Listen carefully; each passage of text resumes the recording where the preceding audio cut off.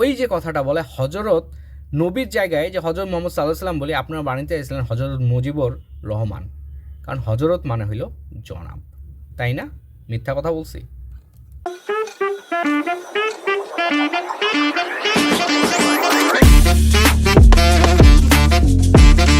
গতকালকে ধানমন্ডির ৩২-এর শেখ মুজিবুর রহমানের স্মৃতি বিজড়িত বাসভবন, শেখ হাসিনার সুধা সদন, যেই দুইটা বাসা টোটালি ডেমোলিশ করা হয়েছে, সেটার পিছনে সাধারণ মানুষই কিন্তু মোটামুটি স্বতঃস্ফূর্তভাবে অংশগ্রহণ করছে। এখানে কোনো দলের লোক, জামাতের লোক, বিএনপির লোক সেইভাবে অংশগ্রহণ করে নাই। হ্যাঁ, 2-4% থাকতে পারে, এই 2-4%কে টোটাল পপুলেশনকে দিয়ে আপনি কখনো মানে বলতে পারেন না যে এরাই দায়ী। হইতে পারে দু একজন এখানে ডিসিশন মেকার আছে, কিন্তু একটা বড় পোর্শন মানুষ এখানে যখন অংশগ্রহণ করে ওই ডিসিশন মেকারের উপরেই সব কিছু ডিপেন্ড করে না। এটাও মানতে হবে, এটাও বুঝতে হবে, এটা বোঝার একটা জায়গা আছে। কালকের ঘটনাটা আসলে আমার কাছে খারাপ লাগে নাই, কালকের ঘটনাটা কিছুই মনে হয় না, ইভেন আমার কাছে ভালোই লাগতেছে। কেন ভালো লাগতেছে? এর পিছনে পিছনের কিছু কাহিনী আছে। অনেকে বলতেছে যে আওয়ামী লীগ এরকম করছে, অনেকের বাসা ভাঙা নিয়ে প্রবলেম, বাড়ি ভাঙে ফেলছে, ইতিহাস এরকম হয়ে গেছে, ইতিহাস চেঞ্জ করে ফেলতেছে। Wait bit. এর আগে আওয়ামী লীগ সরকার যেভাবে ধর্মের মতো ব্যাপারটাকে আমাদের মাথায় তৈরি ইনপুট করার চেষ্টা করছে, এই যে কনক্লুশন বায়াস টানার চেষ্টা করছে, কোনো কিছু হলে ট্যাগ দেওয়ার চেষ্টা করছে, সেইগুলোকে কিভাবে আমরা দেখব? এই জিনিসটা তো আজকে শুরু হয় নাই। এই জিনিসটার পিছনে কত ধরনের বলা যায় যে, আচ্ছা ওদের ভাষাতেই বলি, কত ধরনের প্ল্যানিং করা আছে, কত ধরনের জিনিস ইনপুট করা আছে, যেই জিনিসগুলো বারবার ঘটার কারণে এই জিনিসটা একসময় ঘটছে, আওয়ামী লীগের বিপক্ষে গেছে। কারণ আওয়ামী লীগ এটা মানুষের উপর চাপাই দিছে, এবং কি মানুষের যে ভয়ের একটা ব্যাপার মানুষের মধ্যে যে জিনিসটা তৈরি করছে, এখনকার যে জেনারেশন এদেরকে বলা যায় যে একটা সময় সাপ্রেস করা হয়েছে, প্লাস ফোর্স করা হয়েছে তুমি এই কাজটা করো। যেমন ঢাকা কলেজের 2021-22 সালের শিক্ষার্থীরা, একাদশের ইন্টারমিডিয়েট ফার্স্ট ইয়ারের শিক্ষার্থীরা বলতে পারবে, ওদের 23/5/2022 একটা বিজ্ঞপ্তি ছিল। বিজ্ঞপ্তিটা আমি পড়তেছি, তারপর আলোচনা করব। সেটা হলো গণপ্রজাতন্ত্রী বাংলাদেশ সরকার অধ্যক্ষের কার্যালয়, ঢাকা কলেজ, একাদশ 2021-22 শিক্ষাবর্ষের কনসেপ্টটা কি, সাবজেক্টটা কি? গ্রন্থপাঠ প্রতিযোগিতা, অসমাপ্ত আত্মজীবনী শেখ মুজিবুর রহমান। যদি শেখ মুজিবুর রহমান এটা নিজে লেখেন নাই, কারণ উনি এটা হয়তো শুরু করছিলেন, কিন্তু এটা টপিক পড়লে বোঝা যায় যে এটা আসলে ওই রকম কিছু না। এখন ভিতরের টপিকগুলো পড়ি। এত দ্বারা একাদশ শ্রেণীর শিক্ষাবর্ষ 2021-22 সকল ছাত্রকে জানানো যাচ্ছে, আগামী 24/5/2022 তারিখে মঙ্গলবার সকাল 11টায় তাদের গ্রন্থপাঠ প্রতিযোগিতা অসমাপ্ত আত্মজীবনী শেখ মুজিবুর রহমান অনুষ্ঠিত হবে। এই প্রতিযোগিতায় একাদশ শ্রেণীর সকল ছাত্রকে বাধ্যতামূলক অংশগ্রহণ করতে হবে, অ্যান্ড দ্যাটস দ্য পয়েন্ট। সকল ছাত্রকে বাধ্যতামূলক অংশগ্রহণ করতে হবে। কেন? কারণটা কি? এটা কি বাইবেল নাকি কুরআন নাকি হোলি বুক? যে কোনো হোলি বুক যে আমাকে বাধ্যতামূলক অংশগ্রহণ করতে হবে, যে আমি অংশগ্রহণ না করলে এটা আমার জন্য মানে জাহান্নাম হয়ে যাবে? পরেরগুলো শুনি। প্রতিযোগিতায় প্রাপ্ত নম্বর অর্ধবার্ষিক পরীক্ষায় যোগ হবে। পয়েন্ট, আমাকে মানে অসমাপ্ত আত্মজীবনী পড়ে সেটার উপরে পরীক্ষা দিয়ে এবং সেটা বাধ্যতামূলক করার পরে ওই প্রতিযোগিতায় যে ওই নাম্বার যেটা পাবো সেটা আমার আবার অর্ধবার্ষিক পরীক্ষায় যোগ হবে। এবং পাস নম্বর 50%, অর্থাৎ পাস নম্বর 50 মার্কের মধ্যে, মানে সরি এখানে বলা আছে 50 নম্বরে পাস করতে হবে, 50%-এ পাস করতে হবে। তার মানে পরীক্ষা হবে 50 নম্বরে, কিন্তু আপনাকে 25 পেতেই হবে পাস করার জন্য। তার মানে এটা বাধ্যতামূলক। আপনি বুঝতেছেন কীভাবে এই স্টুডেন্টকে, এই ইন্টারমিডিয়েটের স্টুডেন্টকে তার চেয়ে মানে তারও নিচের বাচ্চাদেরকে কীভাবে, একসময় তো বাংলাদেশে কিন্ডারগার্টেন স্কুল না প্রাইমারি স্কুলে নির্বাচন হইল, অনেকে আবার বঙ্গবন্ধুর প্যানেলেও নির্বাচন করছে। এটা ছোট থেকে ডেভেলপ করা হইতেছিল, ব্রেন ডেভেলপ করা হইতেছিল, এইভাবে মানুষকে জিনিসটাকে বারবার দেওয়া হইতেছিল। এটা একটা লার্নিং বলে এইভাবে ইউজ করে সেটাকে কাজে লাগানো যায়। এখন এখানে আসি, সেটা কি যে 50%, অর্থাৎ 50-এর মধ্যে কমপক্ষে 25 পাইতে হবে। টোটালি এইটা কেমন ধরনের পরীক্ষা? আমাকে এটাই পড়তে হবে? এটা তো পরীক্ষার সিলেবাস না, এটা তো ইন্টারমিডিয়েটের সিলেবাসে না।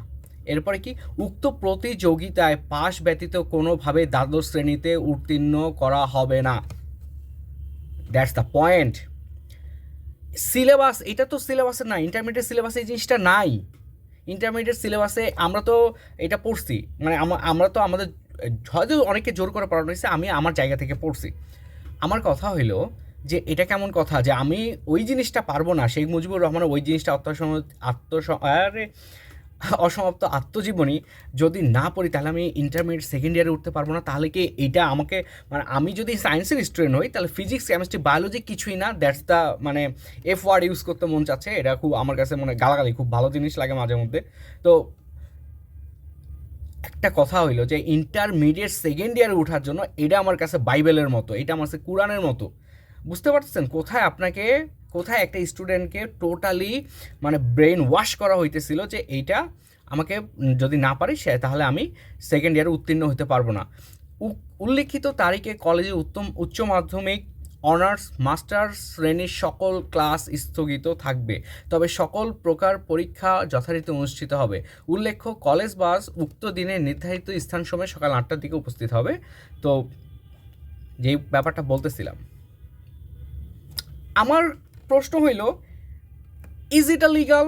এটা কি লিগাল প্রসেস? একটা বাচ্চা সেকেন্ড ইয়ারে ওঠার জন্য তাকে এটা কেন পড়তে হবে? সে ফিজিক্স কেমিস্ট্রি বায়োলজিতে সায়েন্সের সাবজেক্টে বলছে, যেহেতু আমি সায়েন্সের সাবজেক্ট থেকে, আমি সায়েন্স থেকে আসছি, তাই আমার কাছে অন্যগুলা হয়তো সেভাবে জানা নেই। আমি সাইকোলজির ব্যাপারটা আসলে আমি বলতাম যে ফেয়ার এনাফ, এটাও এইগুলোতে পাশ করতে পারলেই সে মাত্র পরের ইয়াতে উঠবে। এক কথা হলো পরের শ্রেণীতে উঠবে। আমাকে কেন প্রেশারাইজ করতে হবে? আমাকে কেন এটা ধর্মের মতো পড়তে হবে, বাইবেলের মতো পড়তে হবে? ওইটা না পারলে আমি সেকেন্ড ইয়ারে উঠবো না, কিন্তু আমি physics chemistry math biology any সাবজেক্টে ফেল করি, দ্যাটস নট বিগ ডিল। কীভাবে প্ল্যানিং করা হয়েছে আপনি চিন্তা করতে পারেন? আমাদের মাথায় কীভাবে ইনপুট করা হইতেছিল জিনিসগুলো। অনেকে এই জিনিসগুলো খেয়াল করে না, অনেকে এই জিনিসগুলো টোটালি ইগনোর করে যায় যে এটা কি, মানে এই জিনিসটা কেন হচ্ছে। এই যে আজকে যখন ছাত্রলীগ বলতেছে আমাদেরকে এরকম করা হচ্ছে, ছাত্রলীগ যখন আজকে বলতেছে যে এগুলো মানে কোনো ব্যাপার না, এগুলো ব্রেন ওয়াশ করা হয়েছে, হ্যান হয়েছে ত্যান হয়েছে, তোমরা ব্রেন ওয়াশ করতেছিলা ম্যান, তোমরা এই কাজগুলো করতেছিলা, তোমরা আমাদের সাথে এই ধরনের প্ল্যানিং করতেছিলা যে আমরা তোমাদেরকে কীভাবে ব্রেন ওয়াশ করবো। ইভেন এটা একটা টোটালি প্ল্যানিং যে আগামী 2041 সাল পর্যন্ত এই দলটা ক্ষমতায় থাকবে। এরপরে আরও একটা দেখাই, সেটা হলো মোস্তাক কার্টুনসের কথা মনে আছে? যাকে সরকার জামিন দেয় নাই, এরপরে সে মারা গেছে। বলতে পারি যে সরকারের আন্ডারে কারাগারে থেকে সে মারা গেছে। কেন? সে একটা ব্যঙ্গাত্মক কার্টুন আঁকছিল। আমি ওই কার্টুনটা দিব। সেই কার্টুনটা কি আঁকাটা কি অপরাধ? গণতন্ত্র থেকে কি কার্টুন আঁকা অপরাধ? পৃথিবীর কোনো দেশে গণতন্ত্রে কার্টুন আঁকা অপরাধ না। ইভেন কার্টুন অনেক বড়, মানে বলা যায় যে ম্যানিপুলেশন করতে পারে মানুষকে, যে কোনো দেশকে বোঝাতে পারে। আমরা আজকে মিম কেন করি? মিম মানুষকে এই জিনিসটা বোঝায় যে আমাদের সমাজ কীভাবে চলতেছে, এই সমাজে অনেক কিছু মিমের মাধ্যমে উঠে আসে, এই কার্টুনের মাধ্যমে উঠে আসে।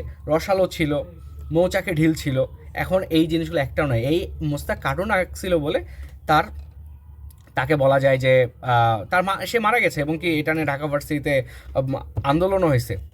এরপরে হায় হায় মুজিব, ধর্ম বানানোর যে একটা প্রচেষ্টা, নবীকে মানে নবীর ইয়াকে ফলো করে, নবীর মহরমকে ফলো করে নিজের পিঠে চাকু দিয়ে মারা, এটা কে তৈরি করছিল?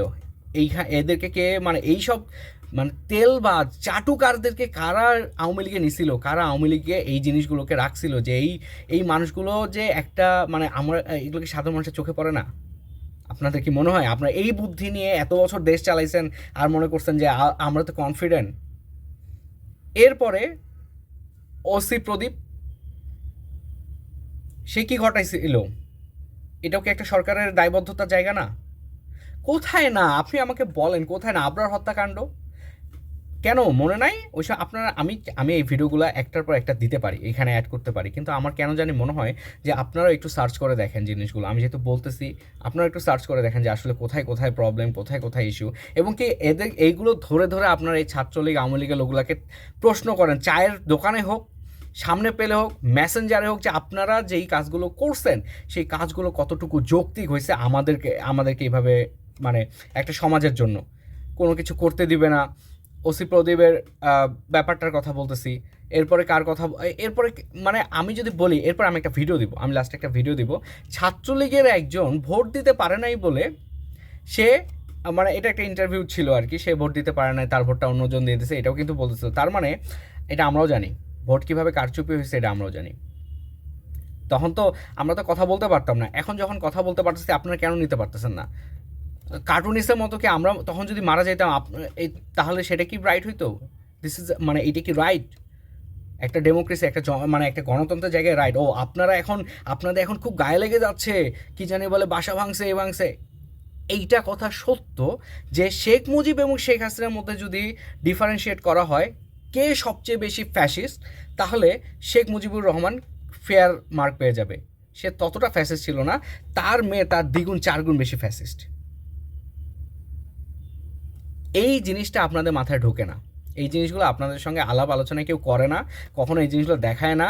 আপনারা বুঝবেন কীভাবে? বা আপনাদের তো বক ডাউন একটা মাথা নিয়ে আসেন, এই মাথা নিয়ে ভবিষ্যতে রাজনীতি করবেন, ইভেন ইন ফিউচারে যারা রাজনীতিতে আসবে তাদেরকে এই ধরনের কোয়েশ্চেন করেন। তাহলে একটা সমাজ গড়ে উঠবে, যেই সমাজে সকল ধরনের মানুষের সুশাসন নিশ্চিত হবে এবং এই মানুষ নিরাপত্তা পাবে।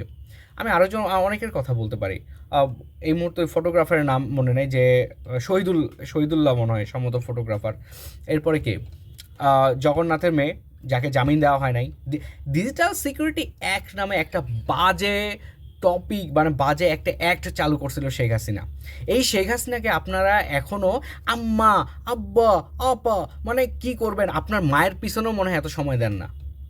আপনার মায়ের চোখের দিকে তাকাইলেও বোঝা উচিত যে আমি এখন কি করতেছি। মাথা তো গেছে, আম্মা চলে গেছে, আম্মু চলে গেছে, মাথা তো গেছে। মাদার অফ হিউম্যানিটি, মানে mother of one of the F word use করে তারপরে যা বলতে ইচ্ছা করতেছে।